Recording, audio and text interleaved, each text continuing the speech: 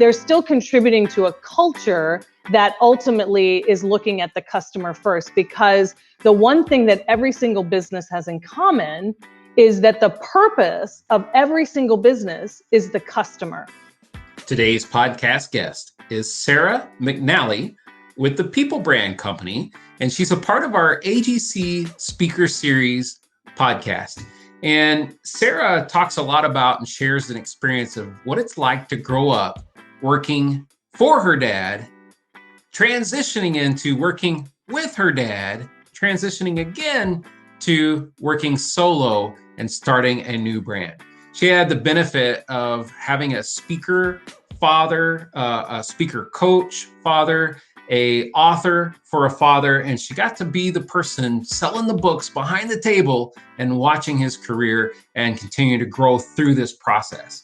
She shared a lot about people being the brand and how your brand carries your culture through your organization and onto your customers. We tackle the age-old question, what's more important, your employees or your customers? You're going to have to listen to find out the answers.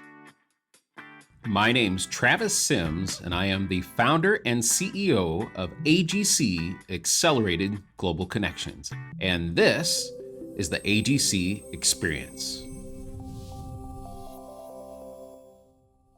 Our lives are a series of choices. Each choice leads to a result. Would you like to easily know which choices are the right life choices for you?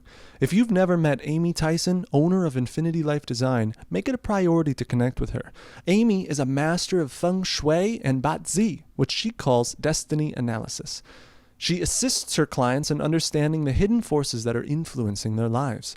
A destiny reading with Amy is like reading a book all about you. She highlights which decisions will bring you to your fullest potential and which choices will lead you down a path of obstacles. If you're struggling with a challenge or you want to lift your life even higher, get connected with Amy and Infinity Life Design on Facebook.com/InfinityLifeDesign or subscribe to her online newsletter at InfinityLifeDesign.com and connect with your infinite life. All right, guys, I want to say thank you for tuning in to the AGC Experience podcast. Thank you to the customers, the clients, the friends, the relationships that we've developed through this podcast. You guys are absolutely amazing because you keep telling others about the podcast. You're sharing us with the world. We are now getting people watching and listening to the podcast from all over the country and all over the world, and it's because of you. You've been sharing that link and you've been sharing it in email. You've been sharing it in text. You've been sharing it in instant messages. And because of that, our audience is growing. And not only that, but we have absolutely amazing guests. We have experts in their industry. We have people that are AGC members and business professionals and experts and industry leaders. And now we have the AGC Experience Speaker Series. And today, one of the first few to grace the AGC stage, we have Sarah McNally. She's with the People Brand Company. And you were one of the first to be on our stage. I'm super excited to have you in this format to interview you and get to know you a little bit and share you with our audience. So please, Sarah, tell us a little bit about yourself. Well, hello. Thank you so much for having me on. My name is Sarah McNally. I'm the CEO of and the principal of the People Brand Company, which is a company powered by Transform Corporation, which is the company that I was with when I was on the AGC stage, a business I started with my dad 12 years ago. And so this year I have started a branch of Transform called the People Brand Company. And that's a whole story in and of itself, but I'm happy to be here. And I believe my talk last year was about your purpose. And so which I talk about as being your superpower, among many other things that I do with people and organizations. Awesome. So the first thing I want to ask you about, because I know from my own experience, and you probably don't know this about me, but I grew up working for my parents' business. Wow. And I'm the oldest of 8. I have 7 siblings. And we all grew up working in the family business. Now, my parents' business was a lawn care service. So I often think they had so many kids just so they had a crew to send out. Yes. But what's it like working with family? Because I got to tell, I got fired 3 times in one day. Three That's times in one day. hilarious. Well, Absolute true story. that it's so funny. So I'm the oldest as well, and maybe it's Okay. a, I mean, your family business. It makes sense that they would need lots of hands and bodies. But I always say, if someone would have told me in my 20s that I would have ended up starting a business with my dad in my early 30s, I would have thought, wow, that sounds terrible. Like, what, that sounds like a horrible future for myself, But as it happened, it was in alignment for us to go into business together. But my dad, he had been a motivational speaker and an author for really most of my life. And so we grew up with, helping him in his business. We were child labor and helping him sell books at conferences. And so I grew up in that world of speaking in conferences. And I ended up being led into interactive communications in my early 30s. And it was at that time that I was in this place where I was thinking about what's next for me. And my dad was actually in a place thinking about what's next for him. My mom had passed away. So we started to talk.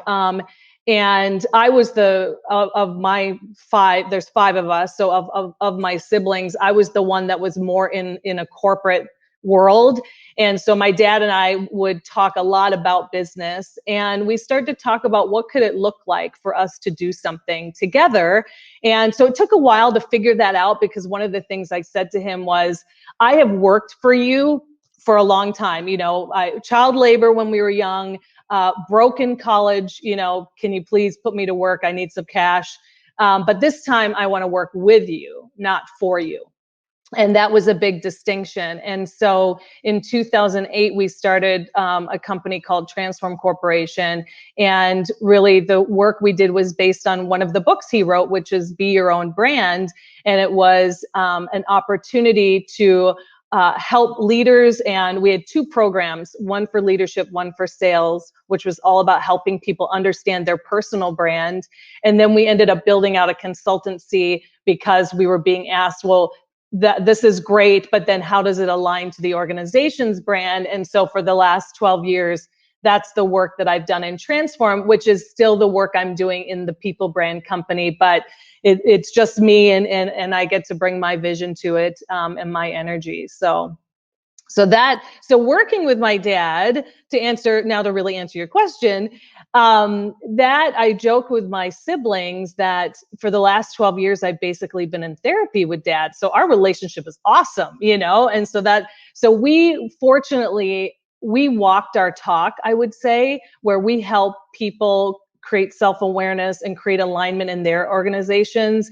And we did that ourselves. Not at first. We had some bumpiness, but then we actually hired a business coach for ourselves, which really helped us look at what was driving our behaviors, and our behaviors that were sabotaging the business and our relationships internally. So we've done a lot of interpersonal work, and I'm really proud of the relationship we have and the way that we've been able to communicate and do our own work. I think that's really fundamentally what life is about, is how many of us are doing our own work.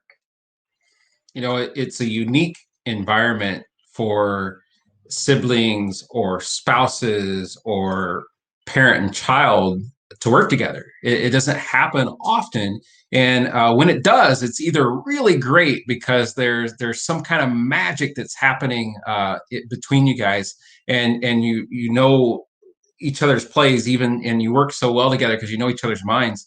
And then there's the other side of that, where it's really difficult and you hit a lot of roadblocks because of it. And it sounds like that you have the right chemistry. And so now your dad, is he retiring? Is that what's happening, or My dad calls it refiring. So refiring? he's Okay. refiring. So he's still working. He just can't, his brain doesn't stop. He's actually starting a new book. He can't help himself, which is awesome. He's Yes. 74, he's young in that, I mean, it's funny to say that, but it's probably because I'm getting older. He's young, he's got a lot of energy, and he's got a lot to still contribute. So he's not a retirement type of guy. I mean, he's definitely slowed down, and he and his wife are spending a lot of time together. So I think his focus is in the right places, but he's still got a lot to contribute. So he's writing a book right now about, what is being in that sage stage of life. What is the wisdom that you get to offer? And one of the styles that he likes to do in writing is interviewing people. So right now he's gathering a lot of data, and through interviews with people, you have to be, I think, 65 plus to be a part of this. And so it's awesome, and I think those voices are really relevant. Wow, absolutely. No, I think it's awesome too. You've had a built-in mentor your whole life, and you've been able to watch it and learn from it and do it. And we're smart enough to, a lot of coaches, trainers, speakers think they don't need a coach of their own, but you said, no, let's go get one. And yeah. and I think the best coaches in the world have coaches. So I agree. I agree with you 100%. So how does it feel now to go from working likely every day with Dad to I'm branching out and I'm doing my own thing with the People Brand Company?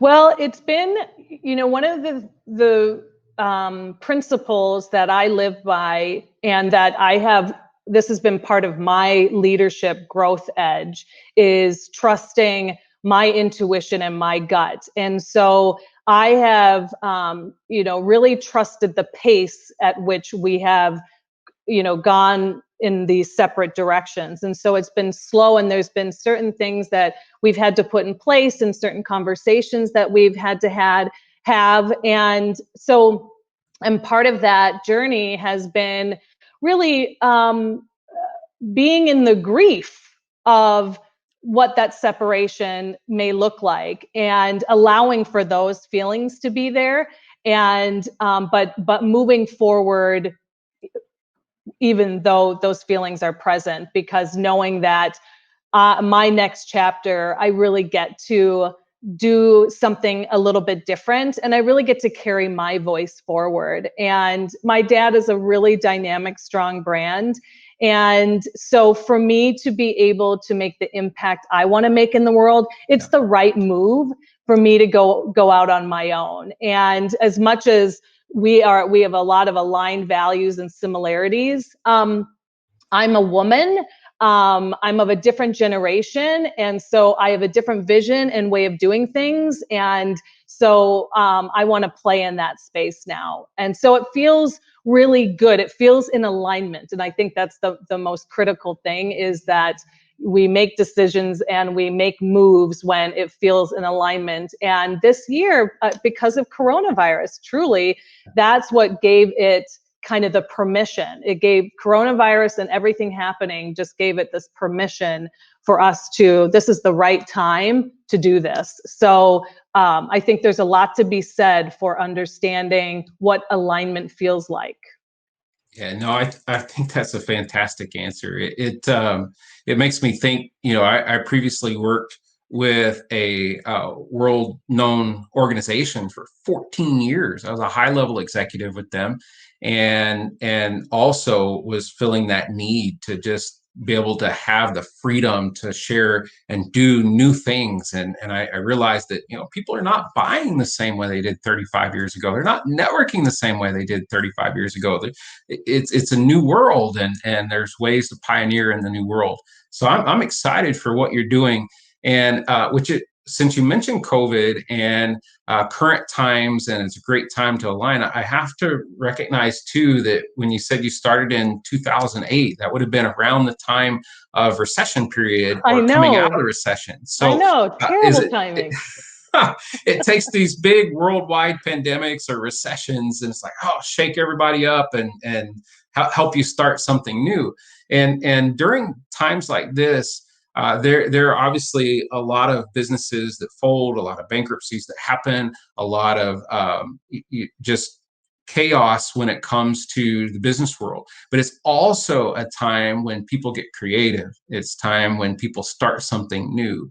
it's a time of rebirthing. And so, do you think, like in 2008, was that the catalyst, the recession? I'm just curious, with the correlation of that to It start. wasn't. Okay. And I think if we would have known that was coming, maybe we would have given pause.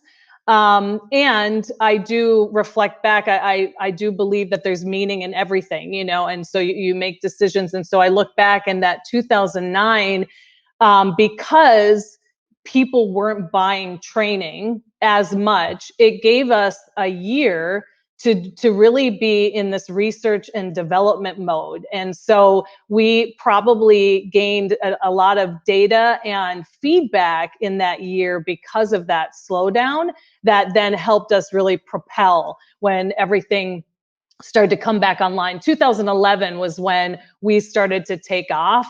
And so we were able to do this really important work. And I think that's a really important piece for this moment right now. And coronavirus was not the big disruption for me and our business. We had a big disruption in 2018, and that took me off the rails and forced me to really slow down and start to think about, what do I want to create? And that work, that highly reflective work, can feel really uncomfortable, but it's really, really important. It's really, really important to move through those moments, because the questions you ask yourself in those moments are really different than when you're up on the high. And they're really important questions. What matters? What do I feel passionate about? What do I want to do? And uncovering any of those limiting self-beliefs that are getting in the way of you creating the business you want, creating the life that you want. And so what I observe about coronavirus right now is, I am having that moment too, where I'm in a pause and really enjoying the pause and getting really clear that what I want to let go of and what I want to bring forward. And busyness and hustle, these are words, especially in the American culture. It's like you wear your badge of honor because you're just so busy, and hustle. I mean, people have made millions of dollars over #hustle. And I am observing that there's a time and a place for hustle, but being, in the hustle drive constantly is there's not a lot of wisdom in that. And so I'm observing that people are getting this moment to rev down, and some people are responding in different ways. Some people are super uncomfortable and super in fear, and I think that's important for them. I think it's important for them to examine that. And then other people are in this moment. It's uncomfortable, it's uncertain, but it's this opportunity to say, well, now maybe I get to do something completely different. Like, what does reinvention look like? And so I do coaching as part of my work. And that's a lot of the coaching I'm doing, is how do you move through uncertainty? And I wrote a blog about this because I reflected on, when people say, in this time of uncertainty. And I thought, gosh, isn't that funny? I mean, really, people who can say that in this time of uncertainty they just have a perception. They have the privilege of having a perception that there's ever certainty. There's never certainty, actually, ever. And so the ability for us to, really have the tools and have done our work. Again, I'm going back to that workplace, because that's what we get to connect to in these moments, because life is always uncertain. And so what do you bring forward in these times where it feels more disruptive and scary? But life is always uncertain. Oh, that's such a great point. Language matters so much. And I hear phrases like that, and I hear phrases like, more now than ever. I'm like, you always needed this. You should have been doing this a long time ago. It's not more today. You should have been doing that yesterday. Totally. It's the same with like building a network, or people of referring you, and that thing. You want to build a network before you need it. When you Yes. need it, it's often too late to get that Yes. network. So yeah, no, phrasing, social distancing. I wish they had used physical distancing. We entrepreneurs, business owners, we can't afford to social distance. We can't afford to isolate. We have to insulate with a strong network, and we have to physical distance, but still stay social. Yeah. So Yeah, Yeah, I agree. all the same things. You're hitting on all the right keys with me. I appreciate that. Thank you so much. Yeah. Yes. And so I want to know, for people that are not familiar with Transform Corp or not familiar with the new brand, the People Brand Company, tell us a little bit more in depth of like what you do. How do you work with a client, and what is your average client seeking when they come to see you? Yeah. So, our point of view is that companies, no matter what size, marketing costs a lot of money. So we spend a lot of money, whether you're a small business or you're a large enterprise, you spend a lot of money on your brand, how you want your customers to perceive you. And we don't spend enough time on really internalizing that brand with the people who are going to be responsible for delivering on the promises that you're making to customers. So overall, that is our philosophy. And so the People Brand Company is about revolutionizing your cultures through your people brand. And so we focus on the people because we believe your people are your brand. Even if they're not customer facing, they're still contributing to a culture that ultimately is looking at the customer first, because the one thing that every single business has in common is that the purpose of every single business is the customer, because without customers, you don't have a business. And so the strength of your brand is the measurement of whether when customers come back or not. So focusing on people and a culture that's customer centric is really, really important. So that's the philosophy. So oftentimes, people, we used to describe, which is still appropriate, our customers as the daring or the desperate. And so the daring were the ones that are the ones that get that they are their brand focused in that way, and they understand that alignment needs to follow all the way through. That when you are putting out marketing campaigns and communication campaigns to customers, that beyond just a PowerPoint or a poster in a break room, the opportunity to really drive that message through to the employees, from leadership all the way through to the front line. Like, what's my role in delivering this brand experience? And not only what do we want our customers to experience, but what do we as employees want to experience? What's the internal brand? And then all the way to what's my brand? And that's all around perception, how you want to be perceived. So we come in around that space of, we know we need to drive the brand internally. So that's one way we come in. But often it's, we come in when someone says, my team, we're not aligned. We don't have alignment. And often it is, leadership coming in to say, my team's not aligned. Can you come and fix them? And so then we come in and we say, oh yeah, everyone gets to be a part of this conversation. This isn't it's a them problem, kind of thing. So we really get people aligned, and alignment is around, well, what are our values? I mean, most organizations, I would say, from a certain size up, have values. But what they don't do is really clarify, what does it mean to live into these values? I mean, how do I experience that? Like, if we're in a company together and the values are integrity and honesty and trust, well, how do I know, Travis, you're being in integrity? I mean, I could show up and say, what I just did, that behavior I just did, I was being in integrity. But you might not experience it that way. And we've never had a conversation about that. So that's one of the first things we do in aligning a team is, what are the shared values? How do we want to be perceived as a team? How do we want to show up? And then often people just need coaching.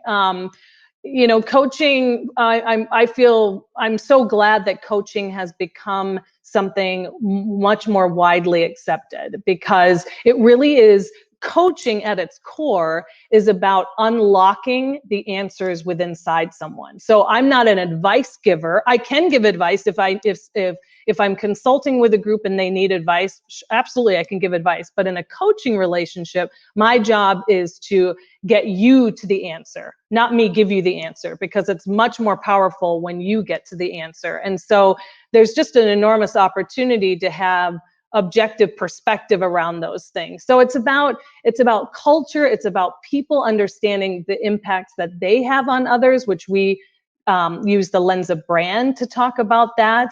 And it's about that alignment all the way through that really creates that dynamic synergy that when everything's working together, creates a really strong brand experience. Awesome. I love it. Tell me, I'm going to ask you a question that I see this question posed a lot, and I'd love to hear your views on it, which is more important in a company? Is it the employees or the customers? Oh, that is such a good question.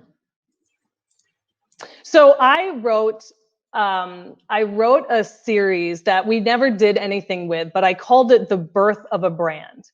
And the way that I told the story, so I wanted to tell the story in kind of, like a children's book kind of way, so this is how a brand is built, and it was, two founders came together. They had an idea for a product or service, and they said, yes, there is a need in the marketplace for this. We know that.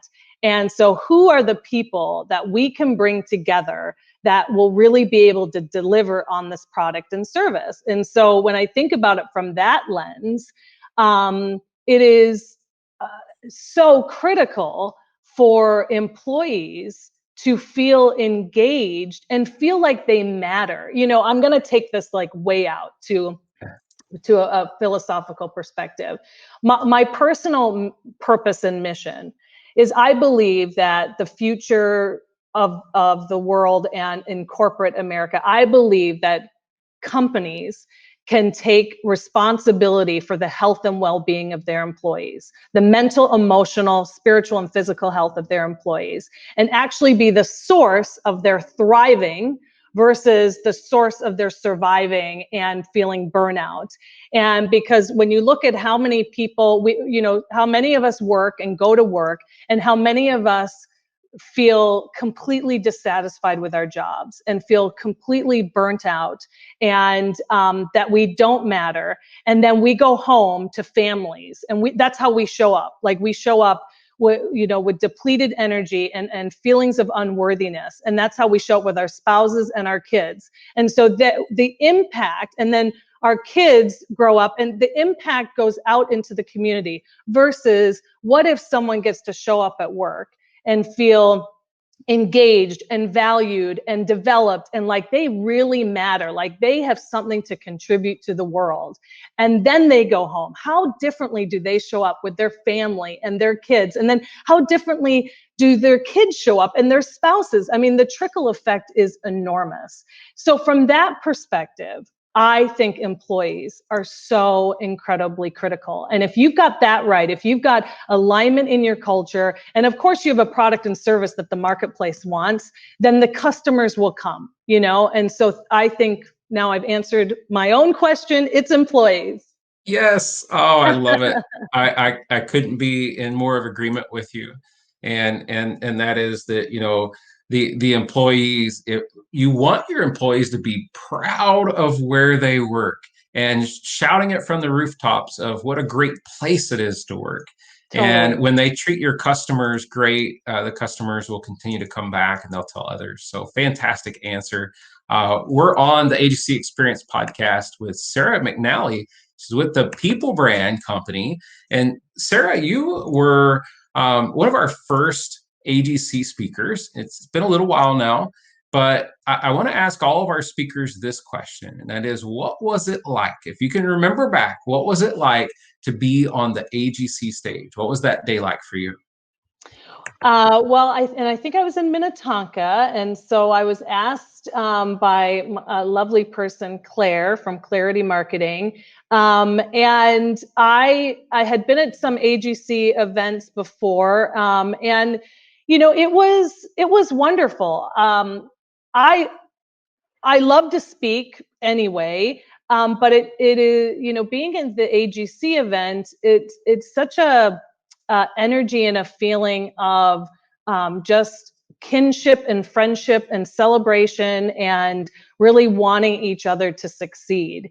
And what what I love is when people show up and they show up fully, and they want to listen, and they want to support you as a speaker, and they want to also learn and develop themselves. And so the conversations afterwards are so meaningful and powerful, and it really creates this connection. So of course, it was an incredibly professional experience. I felt so comfortable and well taken care of, and then the audience was attentive, and it was awesome. It was just great. There's wonderful energy at AGC events.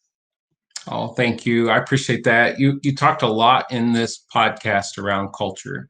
And that's one of the things that's been really important to me from the very beginning of AGC is starting, and it started with our team. I mean, our team of captains and our leadership groups, before we ever had the first member that was just a member, it started with them and developing that team and developing those leaders and developing that culture before we ever brought it out. So again, I think that goes back to our earlier conversation. We start talking about employees or team, they matter. The culture starts here, and then it gets carried out the rest of the organization. So, well, Sarah, this has been an enlightening podcast. You've shared so many great things, and I've got lots of notes here, and I can't wait to re-listen to this podcast. And I want to say that to our listeners and to our viewers right now on the podcast. One of the ways that I continue to learn and sharpen my saw is I don't just listen to it once. I'll go back and I'll listen again, because I always get, repetition is a good teacher, and I always get something else the second or third time I hear it. And then I often will share it with someone else and get their perspective or their views, and I'll learn something again. So I encourage you to continue to listening to this podcast again and again, to pull out those nuggets that Sarah, you provided. And Sarah, if someone who's watching or listening to today's podcast and they want to get in touch with you and they want to learn more about you and the People Brand Company, where can we find you at? Well, you can definitely go to the website, which is www.thepeoplebrandcompany.com, and LinkedIn. I'm big in LinkedIn. I use LinkedIn a lot. So if you link in with me at Sarah K. McNally for LinkedIn, and that's my email address, sarah.mcnally@transformcorp.com. So I'm keeping that email address. That would be great. I would love to link in however I can support or just even network. Awesome. Well, thank you so much, Sarah, for being a fantastic guest today on the AGC Experience podcast.